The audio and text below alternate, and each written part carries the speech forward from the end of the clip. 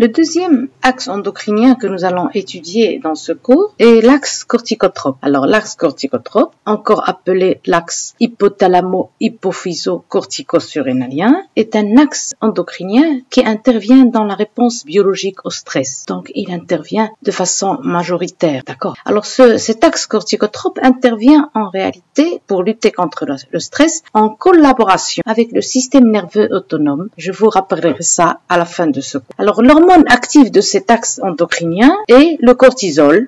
Alors, dans cet axe endocrinien, le chef d'orchestre est toujours l'hypothalamus. Alors, l'hypothalamus sécrète un facteur hypothalamique qui stimule l'adénohyphyse, qui elle-même sécrète une hormone adénohypophysaire, la CTH, qui va, elle, stimuler les glandes surrénales et précisément la corticosurrénale à produire des hormones qui sont essentiellement le cortisol. Voici donc les trois étages de cet axe corticotrope. Alors, dans cet axe, il y a bien sûr, je reprends l'hypothalamus. Alors, l'hypothalamus sécrète un facteur hypothalamique, un peptide de 41 acides aminés que l'on appelle la corticotropine releasing hormone. D'accord, c'est une releasing hormone, c'est-à-dire qu'elle va stimuler la sécrétion adénohypophysaire. Ce CRH va stimuler l'adénohypophyse, donc le deuxième étage de l'hypophyse, à produire une hormone que l'on appelle l'ACTH. D'accord, l'ACTH est produite en réponse à la stimulation par le CRH. D'accord, c'est un peptide aussi de 39 acides aminés, donc produit par l'hypophyse, et l'hypophyse va à son tour stimuler la corticosurrénale à produire des hormones que l'on appelle les glucocorticoïdes et qui sont représentées par le cortisol en majorité. D'accord. Maintenant, le cortisol, une fois sécrété de façon suffisante, il va aller exercer un feedback négatif au niveau hypophysaire et au niveau hypothalamique pour dire à l'antéhypophyse et à l'hypothalamus de freiner leur sécrétion de CRH et d'ACTH. D'accord. Maintenant, revenons à la corticosurrénale. Alors, sur cette photo est représenté un rein, d'accord? Alors, c'est une structure paire, on a deux reins. Chaque rein est surmonté d'une glande endocrine que l'on appelle la surrénale. Cette surrénale possède une partie interne que l'on appelle la médullosurrénale et une partie externe que l'on appelle la corticosurrénale, d'accord? Ou le cortex surrénalien, d'accord? La médullosurrénale, alors cette photo de la surrénale est agrandie ici et voici l'histologie d'une coupe de la surrénale, d'accord? Voici donc en bas la médullosurrénale constituée par ce que l'on appelle les cellules chromaffines. La médullosurrénale ne nous intéresse pas maintenant, on va nous intéresser à la corticosurrénale qui est représentée avec la flèche rouge, d'accord? La corticosurrénale, elle, est constituée de trois zones, trois couches de cellules. Et il y a donc de l'extérieur vers l'intérieur la zone glomérulée. Alors la zone glomérulée est constituée de cellules qui produisent des hormones que l'on appelle les minéralocorticoïdes, d'accord? Ces minéralocorticoïdes sont essentiellement représentés par l'aldostérone, une hormone stéroïde. Alors, il y a la deuxième zone, la zone fasciculée, c'est elle qui nous intéresse, c'est la zone fasciculée qui sécrète les glucocorticoïdes représentée par le cortisol, cette hormone que l'on trouve à la fin donc de l'axe hypothalamo-cortico-surrénalien. Et puis, il y a la zone réticulée, une zone un peu plus profonde, qui est constituée de cellules qui produisent ce que l'on appelle les gonadocorticoïdes, ou les androgènes cortico-surrénaliens. Ce sont des hormones sexuelles de la corticosurrénale. Alors, la corticosurrénale produit aussi quelques hormones sexuelles qu'on appelle les androgènes qui sont, on va dire, représentés par la testostérone. Donc la testostérone, on en trouve chez l'homme et chez la femme. Elle est sécrétée en quantité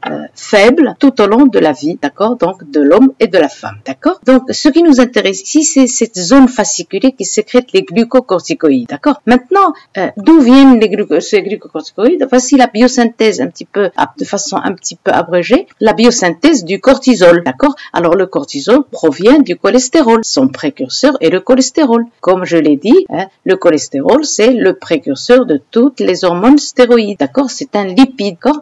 Le cholestérol, après un certain nombre de réactions enzymatiques qui vont faire intervenir des enzymes, va aboutir à la synthèse du cortisol. Alors, voyez, le cortisol, il donne la progestérone, qui par un ensemble de réactions biochimiques et enzymatiques va donner l'aldostérone, la fameuse hormone dont j'ai parlé, la minéralocorticoïde, et par une autre voie va mener vers la synthèse des œstrogènes et de la testostérone. Mais cette fois-ci mène à la synthèse du cortisol. Le cortisol est donc une hormone stéroïde, donc une hormone de petite taille, qui, lorsqu'elle est sécrétée donc par la corticosurrénale, elle va être libéré dans la circulation sanguine, mais il ne va pas circuler de façon, va pas circuler toute seule, elle va être liée à une protéine de transport, d'accord? Le transport du cortisol est assuré à 90% par une protéine que l'on appelle la transcortine, d'accord?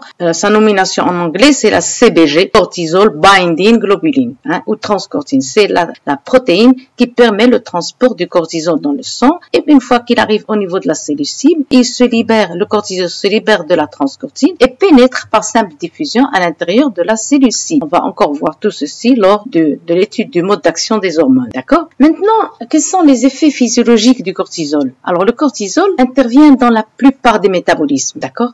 Alors, il intervient dans le métabolisme des glucides, il possède une action hyperglycémiante, d'ailleurs, d'accord? Il intervient au niveau des lipides pour permettre la dégradation des graisses, donc la lipolyse, et il intervient dans le métabolisme protéique pour permettre la dégradation des protéines, d'accord? Donc, les protéines sont dégradées en acides aminés au niveau du muscle, de la peau et du tissu adipeux. Ce cortisol agit en synergie, c'est-à-dire il agit en collaboration avec les catécholamines. Et là, je vous rappelle que les catécholamines, ce sont les hormones sécrétées par la médullosurrénale. Oui, je reviens là-dessus. La médullosurrénale, dont j'ai parlé tout à l'heure, cette partie interne de la surrénale, elle est spécialisée dans la synthèse et la sécrétion de l'adrénaline et de la noradrénaline, que l'on appelle sous une nomination les catécholamines. Adrénaline et noradrénaline sont appelées catécholamines. Donc, le cortisol agit, ses effets physiologiques sur le métabolisme, il agit en collaboration, si vous voulez, en synergie avec les catécholamines et le glucagon, c'est-à-dire tous les hormones qui ont pour but d'augmenter la glycémie, d'accord?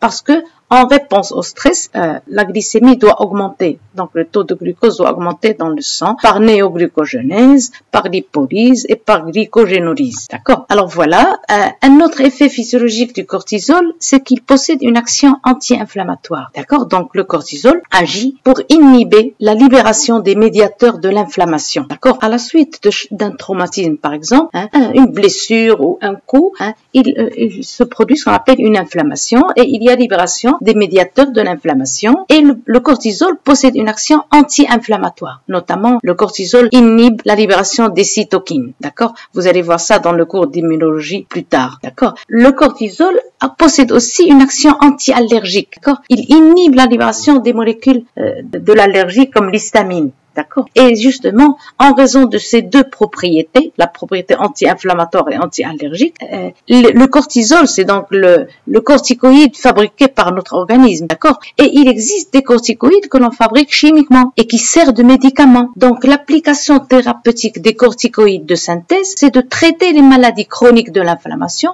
et l'allergie, d'accord? Donc, ces corticoïdes vont permettre d'inhiber la libération des médiateurs de l'inflammation, donc de guérir, si vous voulez, l'inflammation et de guérir aussi les crises d'allergie. C'est pour ça qu'ils sont prescrits par les médecins, d'accord? Pour lutter contre l'allergie et contre l'inflammation. Un dernier point concernant la fonction de cortisol ou des glucocorticoïdes, c'est qu'il possède une fonction immunodépressive, c'est-à-dire que le cortisol fait baisser le taux de lymphocytes et d'anticorps circulants.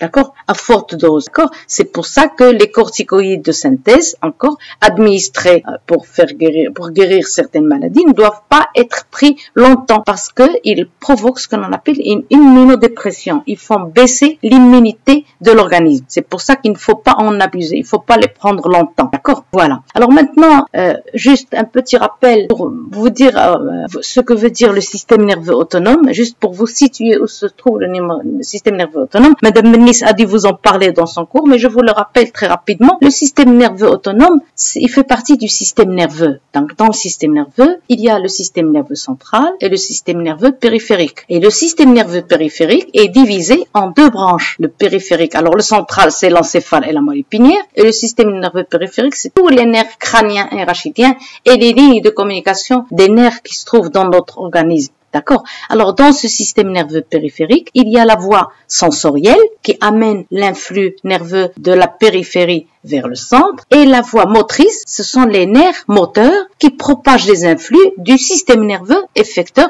vers les organes, vers les autres organes, muscles et glandes et tout ça. Dans cette voie efférente, il y a justement encore deux branches. Il y a le système nerveux autonome et le système nerveux somatique. Le système nerveux somatique, c'est le système nerveux volontaire, d'accord, qui fait intervenir notre volonté. Lorsque on veut faire un mouvement donné, d'accord, l'ordre vient du système du centre vers la périphérie, et ce sont donc les influx qui se propagent volontairement du centre vers la périphérie. Par contre, le système nerveux autonome, c'est le système nerveux involontaire. C'est le système nerveux d'accord, il travaille tout seul. C'est lui qui assure les rythmes, le battement du cœur, les contractions de la musculature lisse, la libération des glandes exocrines, etc. D'accord? Le système nerveux autonome, c'est le système nerveux involontaire. Et il est aussi divisé en deux branches, le système nerveux sympathique et le système nerveux parasympathique. D'accord? Le système nerveux parasympathique, c'est le système nerveux de tous les jours qui travaille tout le temps, et le système nerveux sympathique, c'est le système nerveux qui intervient en cas de stress. Et c'est dans ce contexte-là que je vous en parle, parce qu'il collabore justement avec l'axe corticotrope pour lutter contre le stress. Une dernière photo pour vous montrer le système sympathique, voilà.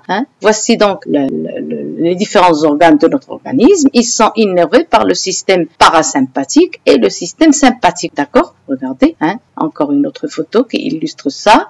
Le parasympathique, c'est le système qui, par exemple, stimule la salivation. C'est pour ça que nous avons de la salive, qui ralentit les rythmes du cœur, qui rétrécit les branches des poumons, qui facilite la digestion, alors que le système sympathique, le système orthosympathique, anciennement appelé orthosympathique, maintenant on dit que sympathique. Le système sympathique, c'est lui qui intervient en cas de stress. Il bloque la salivation. Quand on est stressé, des fois, on ne trouve pas de salive. Ce blocage de la salivation intervient lorsque le système sympathique intervient. Il accélère le rythme cardiaque. Quand on est stressé, le rythme cardiaque s'accélère. Il dilate les branches, d'accord, etc. Donc ces deux systèmes parasympathiques et orthosympathiques ont en général des effets antagonistes. Voilà.